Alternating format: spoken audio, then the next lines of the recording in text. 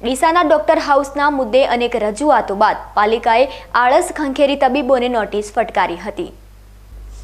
રાજકોટની અગ્નિકાંડની ઘટના બાદ સમગ્ર ગુજરાતમાં સરકાર એક્શનમાં આવી ગેરકાયદેસર અને નિયમ વિરુદ્ધ ચાલતા shopping mall, library, hospital, game zone, સિનેમાઘર સહિત સીલ કરવાના આદેશ આપ્યા હતા અને જેમાં ગુજરાતભરમાં લાગતા વળગતા અધિકારીઓ કડક કાર્યવાહી કરી હતી। ત્યારે ડીસાના ડોક્ટર હાઉસમાં માર્ગો પરના દબાણ અને પાર્કિંગમાં બનેલા હોસ્પિટલ સીલ કરવામાં નિષ્ફળ જતા પાલિકાના અધિકારીઓ સામે માછલા ધોવાઈ રહ્યા હતા અને ડોક્ટર હાઉસમાં કોઈ ઘટના બને તો એમ્બ્યુલન્સ કે ફાયર ફાઇટર જઈ શકે તેમ ન હોવા છતાં રાજકીય નેતાઓ અને અધિકારીઓ તબીબો સામે કામગીરી કરવામાં ખચકાઈ રહ્યા હતા, પરંતુ આખરે પાલિકાના ચીફ ઓફિસર દ્વારા 43 તબીબોને નોટિસ ફટકારી છે। જોકે નોટિસમાં સ્પષ્ટ છે કે બેઝમેન્ટ અને રસ્તા પરનું દબાણ તેમજ મંજૂરી કરવા વધારે કરેલ દબાણ દૂર કરવા નોટિસ આપી છે।